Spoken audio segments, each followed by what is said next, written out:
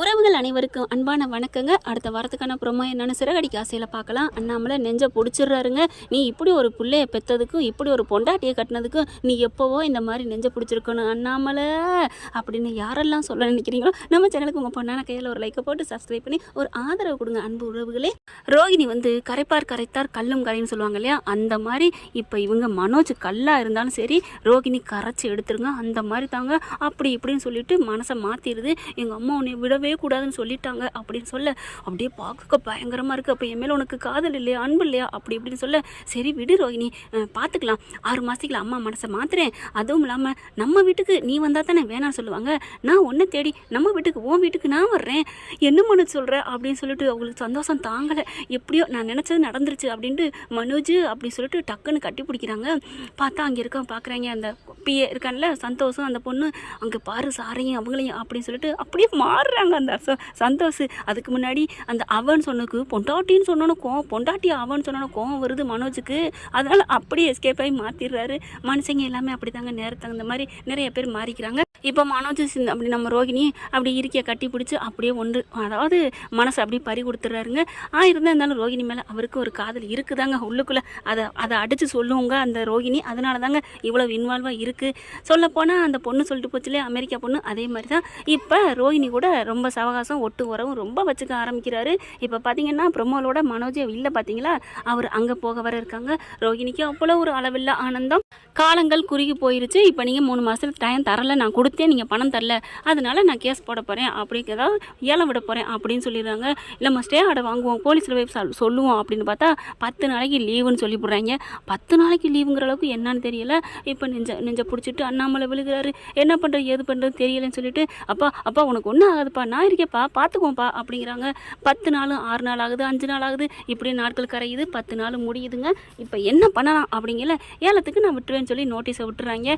இந்த வீடு ஏலத்துக்கு விடப்படும் அப்படின்னு சொல்லிட்டு இப்போ தவிக்கிறாங்க அண்ணாமலை முத்தும். ஐயோ என்ன பண்ணுறது ஒன்றும் புரியலையேன்னு பாட்டிக்கு சொன்னால் பாட்டி அதுவே தான் உயிரை போனாலும் போக்கிக்கிட்டோம், அதனால வேணாம் அப்படின்னு முத்து சொல்கிறாங்க. இப்போ என்ன பண்ணுறாங்க, ஸ்ருதி தாங்க அவங்கள விட்டால் வேறு வழி இல்லை.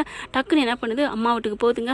அப்போ அத்தாட்ட போய் பேசுது, என்னடி உன் வீடு ஏலத்துக்கு போகிற, ரொம்ப இதாக பேசுவாங்களே அம்மா, அதெல்லாம் பேசுறதுக்கு நேரம் இல்லை, எனக்கு நீ பணம் கொடுத்து உதவ முடியுமா முடியாதா அதை மட்டும் சொல்லு அப்படின்னு சொல்ல, என்னடி ரொம்ப பேசுகிற, எதுக்கெடுத்தாலும் என் புருஷன் வீடுன்னு போவியே, என்னம்மா புருஷன் வீடுன்னு சொல்லி ஒரு பொண்ணு போகிறது பிறந்த வீட்டுக்கு சந்தோஷம் தானே, உனக்கு அது நல்லது தானம்மா, ஏமா இப்படிலாம் பேசுகிற, அப்படி இல்லடி நீயும் உன் மாப்பிள்ளையும் இந்த வீட்டுக்கு வரலாம்ல அப்படின்னு சொல்லிட்டு அப்படியே ஒரு கொக்கி பாயிண்ட்டை போடுறாங்க. இங்கே பார், உங்ககிட்ட நான் பணம் கேட்டு வந்துட்டேன் அப்படிங்கிறக்காண்டி மட்டமாலாம் பேசாத, உனக்குன்னு இருக்கிற ஒரே பொண்ணு நான் தான், நான் உனக்கு வேணாமா அப்படி சொல்ல, அப்படியே அப்பங்காரன் சுதாரிக்கிறான், அவன் பெரிய ஆள் இல்லை, ஏய் நீ சும்மா இரு அப்படின்னு சொல்லிட்டு, இந்த பாரு மோளை உனக்கா நான் என்ன வேணாலும் செய்வேன், என்ன செய்யணும், எனக்கு ஒன்றும் இல்லை பணம் வேணும், அவருக்கு கொடுக்கணும், இந்த மாதிரி 10 லட்சம் கொடுத்துட்டாங்க, இன்னும் மீதியும் கொடுத்துட்டாங்க, மீதி கொடுக்கணும் அப்படின்னு சொல்லிட்டு கேட்குறாங்க.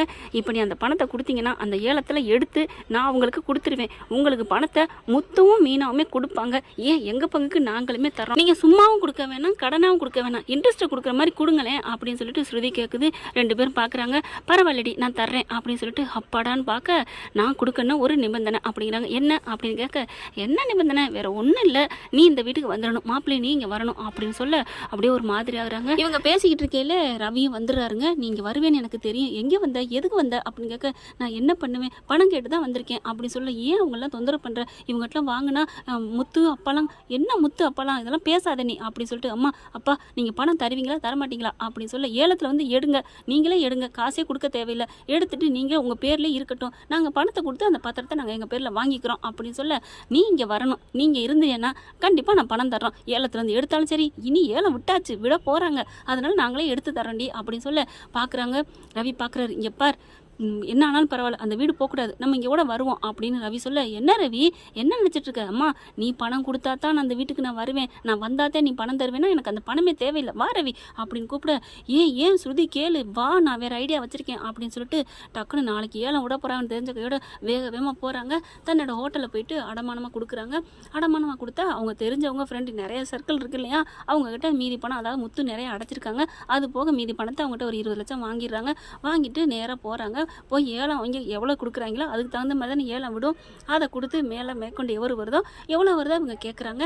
ஏலத்துக்கு 1 லட்சம் 2 லட்சம்னு ஏற்றிக்கிட்டே போகிறாங்க. நம்ம ஸ்ருதியும் அது ரவியும் கொடுத்து வாங்கிடுறாங்க. அந்த வீட்டை வாங்கிட்டு மீதி பணத்தை போக கொடுத்துட்டு வாங்கிட்டு வராங்க. வாங்கிட்டு வந்தால் இங்கே வீட்டை விட்டு ரெடி ஆகுறாங்க. ஏலம் போயிடுச்சு, யாருக்கோ போயிடுச்சு, இனிமேல் நம்ம அந்த வீட்டில் இருக்க முடியாது அப்படின்னு சொல்லிட்டு காலி பண்ணுவான். அந்த மனோஜ் பாருங்க அங்கே போய் கிடக்குறான். ரோஹினிட்ட அவனை பெற்றதுக்கு ஒரு பாரங்களை பெற்றிருக்கலான்னு அழுகுறாங்க. இப்போ அண்ணாமலை விஜய் எல்லாரும் முடிஞ்சிருக்கும், நிறைய ஏலம் முடிஞ்சிருக்கும், வாங்க கிளம்புவோம், அப்பா ஒன்றும் ஆகாதுப்பா, கவலைப்படாதப்பா அப்படின்னு சொல்லிட்டு எல்லாம் பெட்டி படிக்கலாம் எடுத்துகிட்டு வெளியில் வராங்க. கதவை பூட்டி சாவியை கொடுக்க சொல்லிட்டு போயிட்டாங்களா. இப்போ மணியும் 1 மணி ஆயிடுச்சு, ஏலம் முடிஞ்சிருக்கும் அப்படின்னு சொல்லிட்டு அழுதுகிட்டே இப்படி வர பார்த்தா நில்லுங்க அங்கிள், முத்து, மீனா அப்படின்னு ரவியும் ஸ்ருதியும் வேகமாக ஓடி வராங்க. என்னாச்சு அப்படின்னு திரும்பி பார்த்தா நில்லுங்க அப்படின்னு சொல்லிட்டு முத்து, மீனா, அங்கிள் எங்கேயும் போதீங்க பாருங்க அப்படின்னு சொல்லி கொடுக்குறாங்க. இது நம்ம வீட்டு பத்திரம், எப்படி என்ன அப்படின்னு சொல்ல நாங்கள் வாங்கிட்டோம் அப்படின்னு சொல்கிறாங்க. என்னது ஏலத்தில் நாங்கள் தான் வாங்கினோம்? யார் வாங்கினா நினச்சிங்க? நீங்களா? ரவி, ஸ்ருதி, பலகுடல், என்ன சொல்கிறீங்க அப்படின்னு துடிச்சு போகிறாங்க. ஆமாம், அதை நாங்கள் தான் வாங்கினோம், வாங்கியாச்சு, காசு ஏதா நான் இருக்கேன், நீங்கள் பயப்படுறீங்க அப்படின்னு ஸ்ருதி சொல்ல முத்து ஒரு மாதிரியா பலகுடல், உங்கள் வீட்டில் போய் வாங்கிட்டு வந்தியா?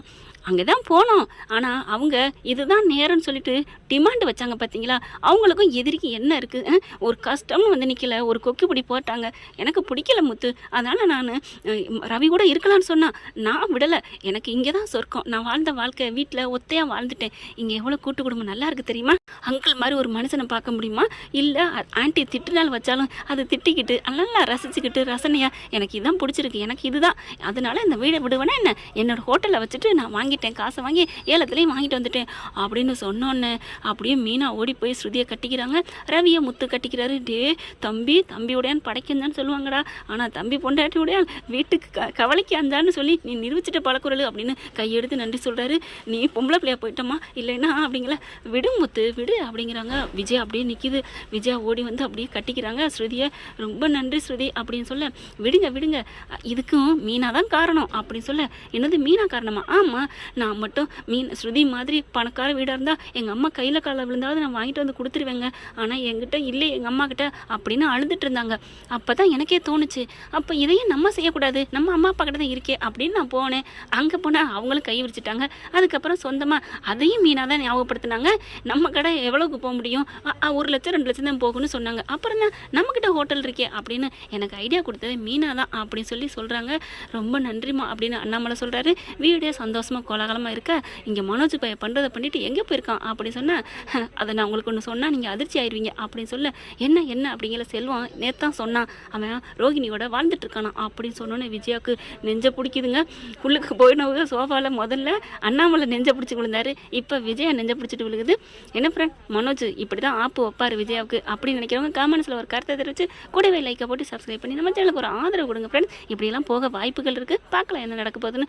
யாரோ ஒருத்தவங்க இப்போ பாட்டி வந்து கூட திருப்பலாம், பத்திரத்தை மீட்டெடுக்கலாம், நடக்கும் கண்டிப்பாக. முத்து மீனா இருக்கிற வரைக்கும் இந்த வீடு போகாதுங்க. என்ன ஃப்ரெண்ட், அப்படித்தானே டைரக்டர் அப்படி தான் பண்ணுவார். ஆனால் அந்த ரோகிணி மட்டும் வாழ வச்சுக்கிட்டே இருக்காரு, அது ஏன் என்னன்னு தான் தெரியல.